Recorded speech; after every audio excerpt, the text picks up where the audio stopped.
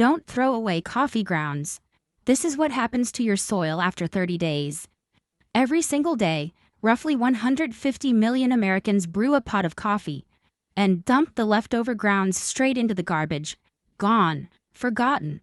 But here is something most people never hear. Those soggy, dark leftovers sitting in the filter are one of the most powerful soil amendments on the planet. And the proof shows up in as little as 30 days. Over the next few minutes, this video will walk through exactly what happens underground when coffee grounds meet soil, day by day, layer by layer.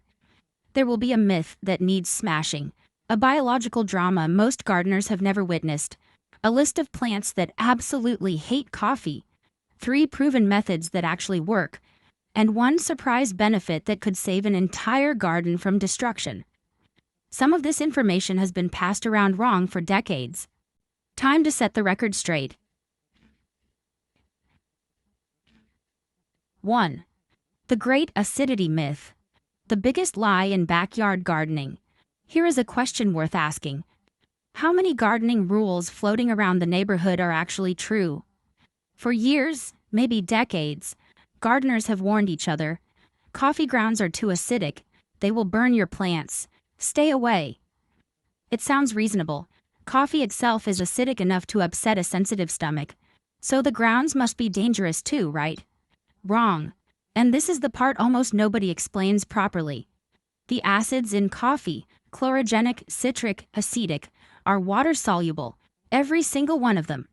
When hot water passes through the grounds during brewing, those acids dissolve and end up in the cup, not the filter. What stays behind is a completely different material. Soil scientists have tested spent coffee grounds over and over again.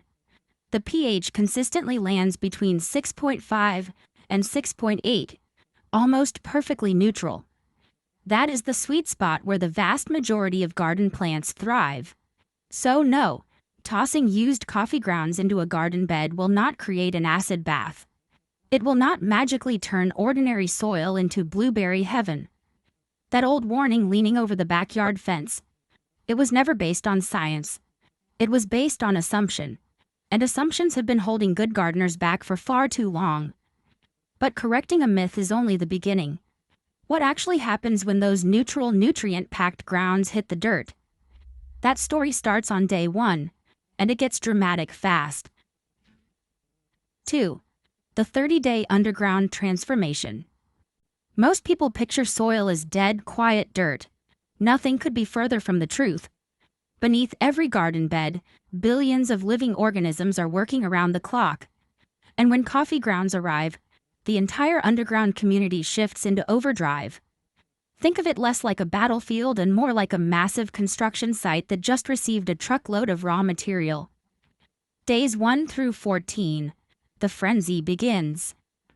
Coffee grounds are loaded with organic carbon, somewhere around 45 to 50%, along with roughly 2% nitrogen. That creates a carbon-to-nitrogen ratio near 20 to 1. For soil microbes, this is like ringing a dinner bell. Bacteria and fungi swarm the fresh grounds and start consuming them at an incredible pace. But here's the twist that catches most gardeners off guard. All that carbon digestion demands nitrogen. The microbes pull it from everywhere, including the nitrogen already sitting in the surrounding soil. Scientists call this nitrogen immobilization.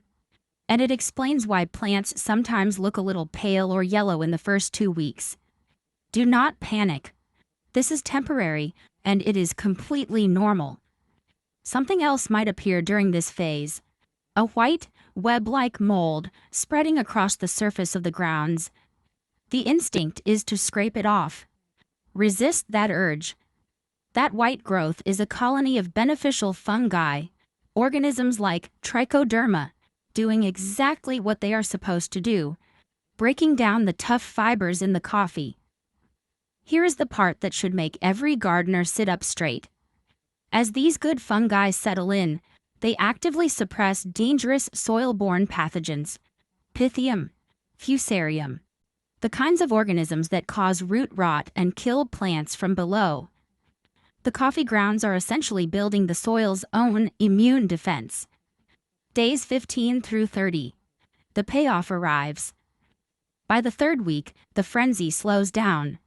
The microbes finish their feast, complete their life cycles, and begin releasing all that borrowed nitrogen back into the soil. But now, in a slow, steady, plant-available form. No spike, no crash. Just a gentle, continuous feed that chemical fertilizers cannot replicate. And then the earthworms show up. They are drawn to decomposing organic matter like magnets.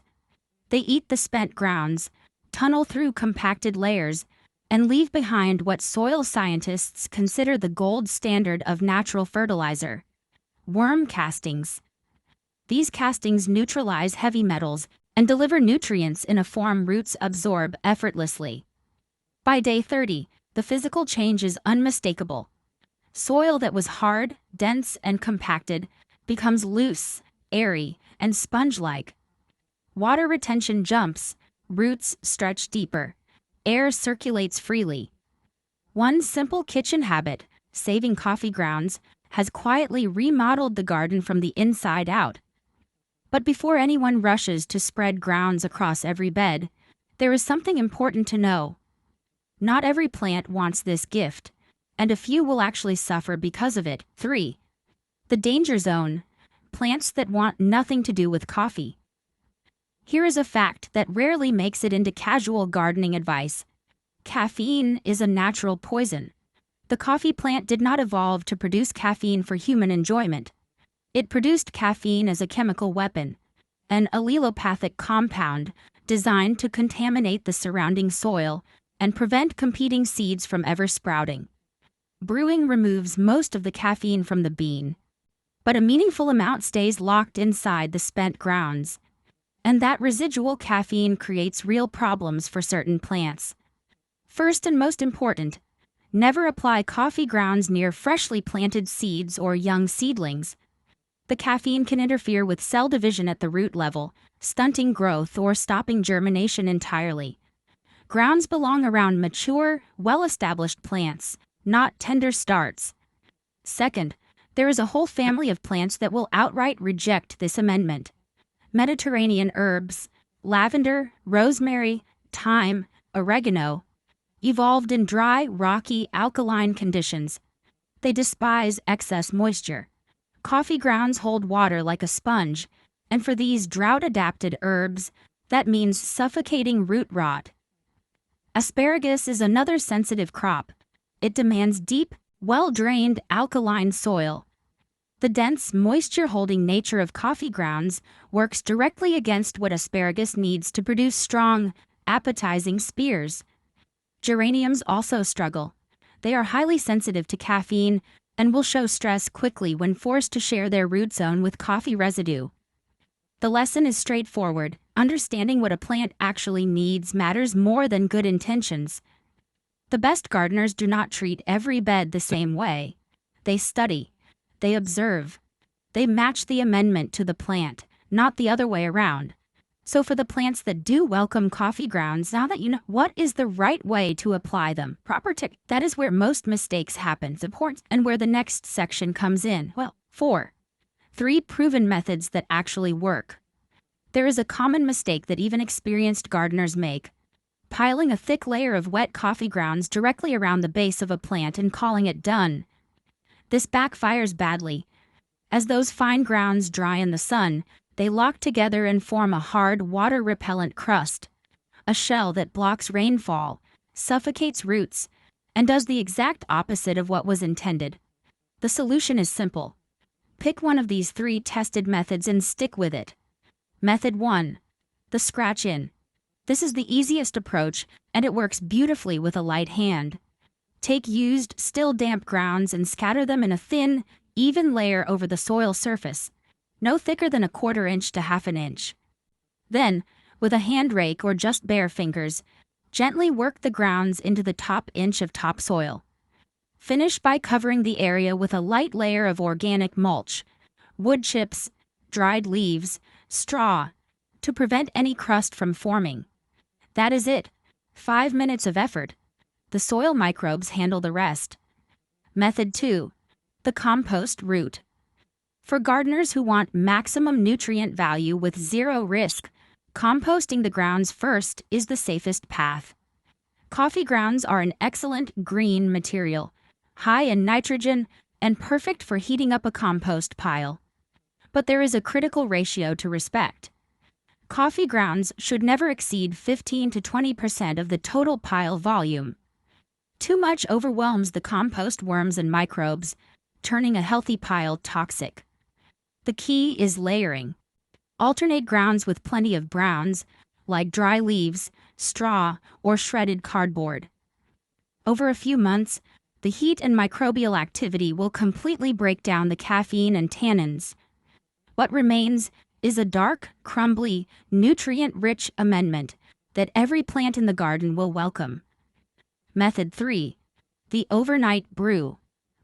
This is the method most gardeners have never heard of, and it delivers the fastest visible results. Take about 2 cups of used coffee grounds and drop them into a 5-gallon bucket of water. Stir well. Let it sit overnight, roughly 24 hours. By morning, the water will have turned a deep amber color. The soluble nutrients, nitrogen, potassium, magnesium, and a range of trace minerals, have leached into the liquid. Pour this slowly over the root zone of established heavy-feeding plants, tomatoes, corn, peppers, leafy greens.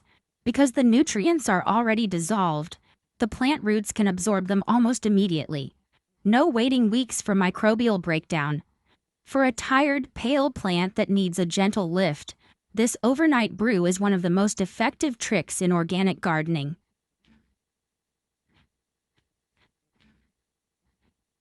5. The unexpected bonus, a natural pest shield. There is one more benefit that most coffee grounds guides leave out entirely, and for many gardeners, it might be the most valuable one. Picture this: a cool morning, dew still on the ground, and the hostas that looked perfect yesterday have been shredded overnight. Ragged holes everywhere. A glistening slime trail winds across the mulch. Slugs. Slugs and snails are among the most frustrating pests in any garden. They feed at night, hide by day, and can devastate tender greens and ornamentals in a single evening. Here is what most people do not realize. Caffeine is a potent neurotoxin to soft-bodied creatures. Research has demonstrated that even a modest caffeine solution, just 1 to 2%, caused a complete exit rate among slugs. Every single one either fled the treated area or did not survive. A ring of scattered coffee grounds around vulnerable plants creates a double barrier. The gritty, abrasive texture irritates their soft bodies. The residual caffeine poisons on contact. No chemical pellets required. No toxic residue in the soil. Just a simple natural shield built from kitchen waste. One habit: saving coffee grounds, feeds the soil, strengthens root systems, and now guards the garden while everyone sleeps. Conclusion: a coffee bean travels a long road before it reaches a kitchen counter. Grown on a mountainside, harvested by hand, roasted in fire, ground to powder, all to deliver a few quiet minutes of warmth each morning. And the moment the pot is empty, most people consider its job finished. Used up. Done. But the soil knows better. When those spent grounds return to the earth, a second life begins, feeding billions of unseen organisms, loosening hardened ground, shielding fragile plants, and building the kind of rich, living soil that chemicals can never create. Nothing that carries real value is ever truly finished.